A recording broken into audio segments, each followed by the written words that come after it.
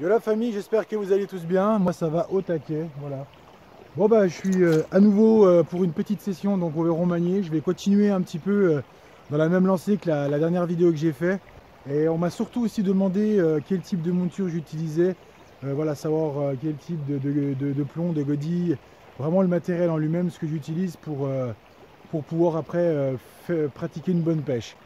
Je vais vous montrer ça donc tout de suite avec un petit cours, comment j'utilise donc mon Véron-Magné, comment j'utilise mes montures, comment je monte ma monture à Véron-Magné. Et on se retrouve juste après pour quelques essais. Et voilà, le but de la vidéo, c'est vraiment de vous expliquer pourquoi j'utilise ce type de godille là, la particularité qu'elle a et pourquoi j'arrive à faire beaucoup de poissons. Donc restez bien avec moi pour la vidéo. J'espère que j'aurai la chance de prendre quelque chose pour être assez crédible, parce que c'est quand même le but. Si je vous présente un petit peu ma monture, tout ça, la façon dont j'utilise la godille pour le Véron-Magné, le but c'est quand même de sortir un poisson. Voilà, donc on se retrouve au bord de l'eau les amis, je vous dis à tout de suite.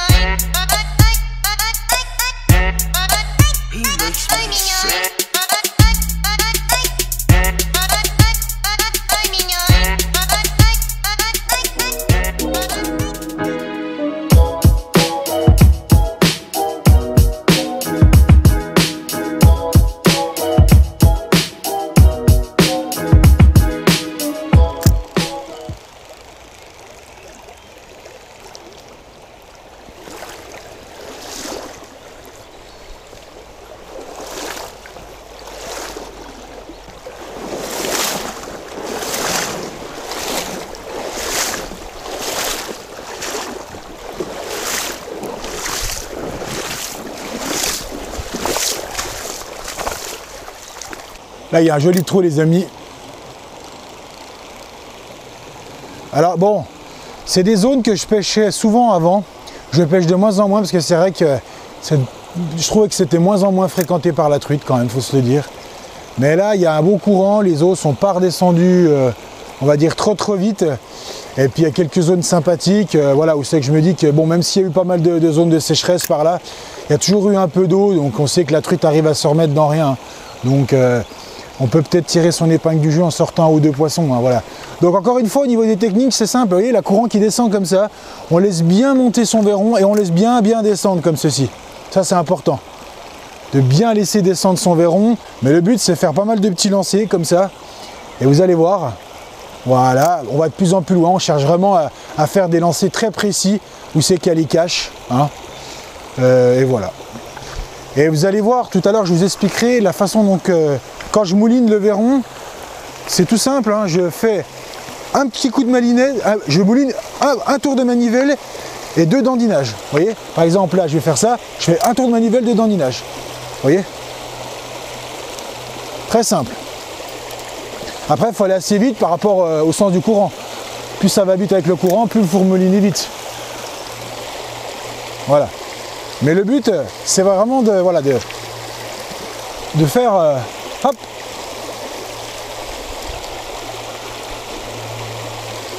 un tour de manivelle, 2 dandines. Un tour de manivelle, 2 coups de dandine. Un tour de manivelle, 2 coups de dandine. Voilà. Et souvent, quand il y a poisson, bah, s'il a envie, ça tape souvent, hein. Le fait de dandiner agace vachement déjà. Donc là, je vais vous expliquer un petit peu comment je monte mon Véron, donc ma fameuse monture à Véron. Voilà, très simple. Mais vous allez voir un petit peu, je vais expliquer pourquoi j'utilise ce type de godille, quelles sont les godilles que j'utilise. Donc déjà dans un premier temps, j'utilise pas de bas de ligne. Ça c'était la question première en gros de si j'utilisais un bas de ligne ou pas. Non, pourquoi? Parce que je pêche en 17 centièmes, c'est déjà assez fin.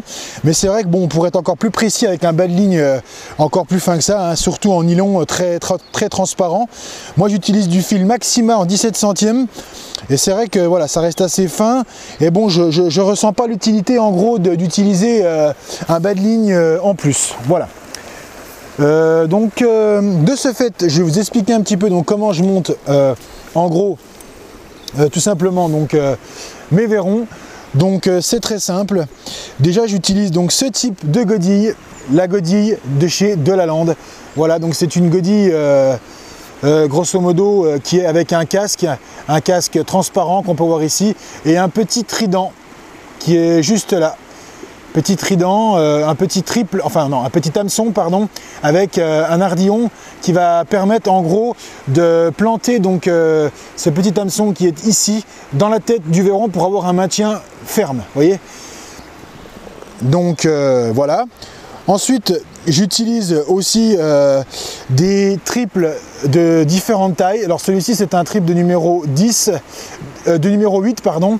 Voilà, donc avec une maille assez large pour quand même avoir une chance de bien capturer de plus gros poissons au cas où. Et j'utilise aussi donc un modèle en dessous pour les plus petites truites dans les endroits où c'est que je pense que les poissons sont quand même un petit peu plus de taille légère. Voilà, donc voici le type de trip que j'utilise avec les fameuses godilles donc de la marque Delalande. Voilà, donc on en trouve un peu partout. Je vous mettrai un petit lien dans la description si vous voulez donc trouver ça. Il y en a sur Amazon, on en trouve quand même un peu partout. Donc si vous voulez vous en procurer, c'est le type de godille que j'utilise avec un casque. Alors pourquoi un casque? Ça va être très simple, je vais vous expliquer. Parce que le casque permet vraiment d'avoir une nage assez particulière. Alors ça permettra donc aussi de le manier avec finesse et surtout un peu plus de tactique. Parce que l'avantage du casque qui est un casque souple, qui va permettre aussi à l'obstacle sur les pierres, sur le fond ou autre, de pas vraiment casser parce que c'est quelque chose qui est quand même moins rigide. Voilà.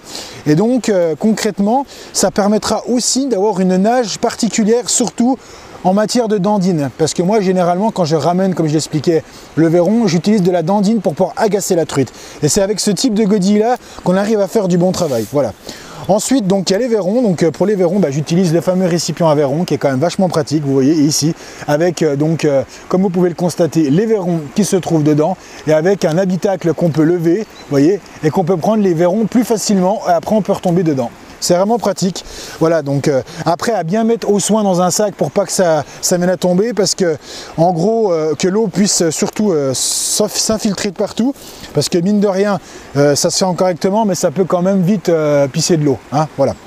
Donc je vais vous montrer comment je procède pour la monture. Voilà, donc très simple, vous allez voir. Donc j'utilise tout simplement donc la fameuse godille pour pouvoir la mettre dans le fil.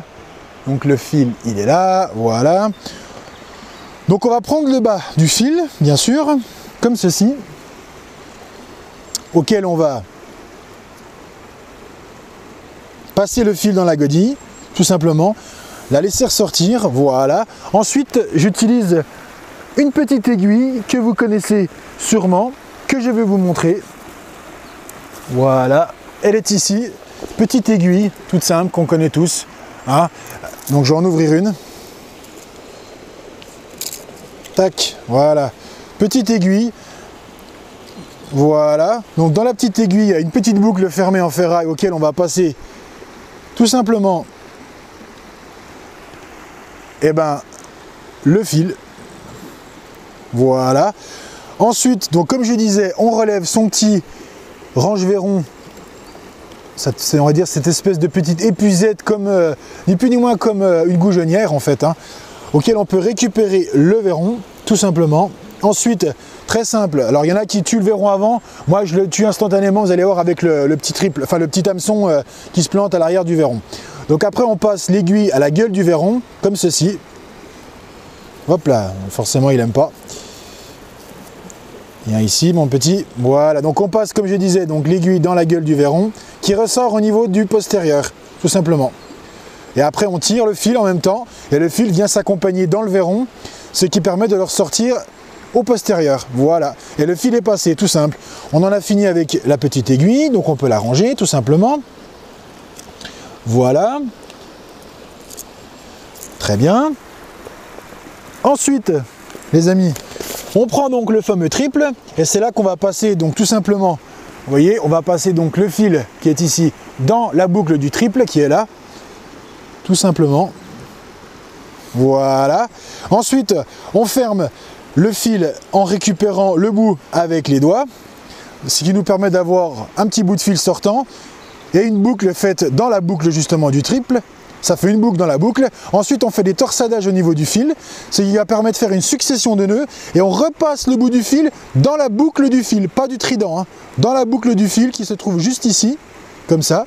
Ensuite, on tire l'ensemble, et ça fait un nœud. Et ça fait une succession de nœuds qui vient se serrer pour donner vraiment une pression au niveau donc, de la boucle du triple, ce qui va permettre vraiment d'avoir un maintien fort et surtout bien résistant.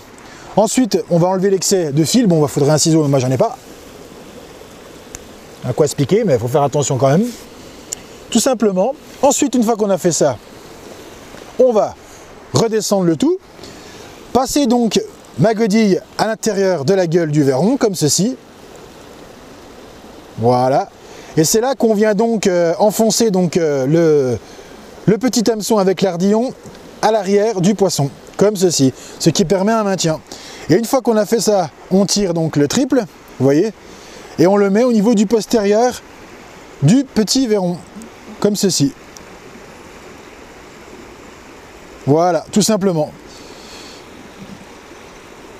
Voilà, donc une fois que ça c'est fait, les amis, j'ai une petite astuce de la dernière minute pour pas que mon verron courbe, parce que vous voyez là il courbe vachement dû au pic qui vient toucher généralement le verron sur le côté et la tension du fil avec le triple. Petite astuce, je prends des petits morceaux de cure-dent que je casse en petits bouts comme ça, je viens donc bien faire un linéaire avec mon verron et je viens donc enfoncer tout simplement mon petit cure-dent dans le trou de la godille, en faisant une pression, ce qui permet vraiment de serrer le triple au niveau du fil et surtout de ne pas le faire courber, tout simplement. Vous voyez, je me suis peut-être mis un peu trop haut. Voilà, donc comme je disais, le petit cure-dent qui est au-dessus, on l'enfonce, ça serre le fil et ça permet d'avoir la monture qui soit vraiment complètement linéaire. Vous voyez ?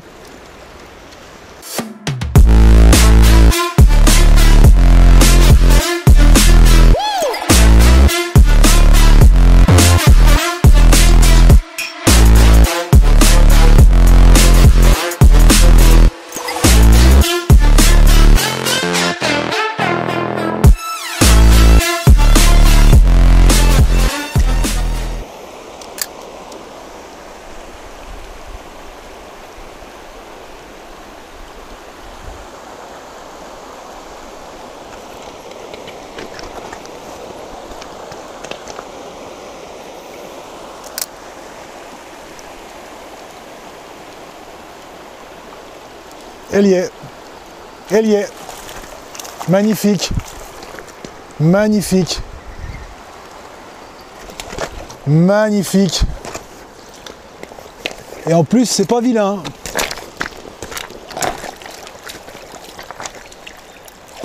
Oh oui, c'est pas vilain du tout. Oh oui, ah magnifique, génial. Je vous l'avais dit les amis, dans le petit courant là, comme quoi il n'y a pas, hein. Et voyez, la dandine, la dandine, la dandine, la dandine, et le petit coup de manivelle qui va bien en ramenant, et la dandine. Et là on a un magnifique poisson qui fait au moins 30. Yo les petits potes, et ben voilà, chose dite, chose promise, ça s'est super bien passé, j'ai réussi à faire ce magnifique poisson juste là, vous voyez, elle est sortie là-dessous en dessous du courant, je l'ai vu sortir, elle est venue en direction du verron et bam, elle a tapé.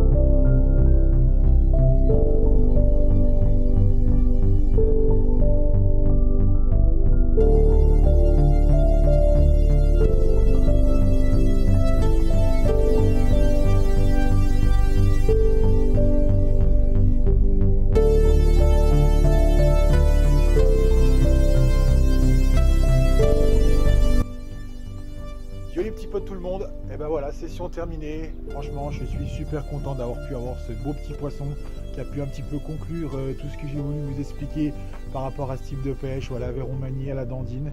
Le fait vraiment d'animer son verron pour pouvoir avoir le plus de résultats possible. Ça a décroché cette belle truite. En plus, voilà, la rivière est super belle, beau cadre. Franchement, le temps était vraiment là. C'est agréable de pouvoir avoir cette petite récompense à la clé. En tout cas, si la vidéo vous a plu, n'hésitez pas toujours à me balancer un petit like avec des commentaires en dessous pour qu'on puisse discuter ensemble de tout ça. Lâchez-vous, il n'y a pas de souci. Comme ça, on peut échanger. Et puis, par-dessus ça, encore une fois, abonnez-vous bien, c'est très important. Ça me permet de grandir la chaîne, qu'on puisse aller dans le même sens et puis qu'on puisse faire grandir tout ça, vraiment. Donc, pensez bien à vous abonner, c'est important pour moi, les amis. Avec la petite cloche de notification qui est juste en bas à droite. Je vous souhaite à tous encore une bonne continuation, une bonne pêche pour ceux qui vont faire les futures sessions.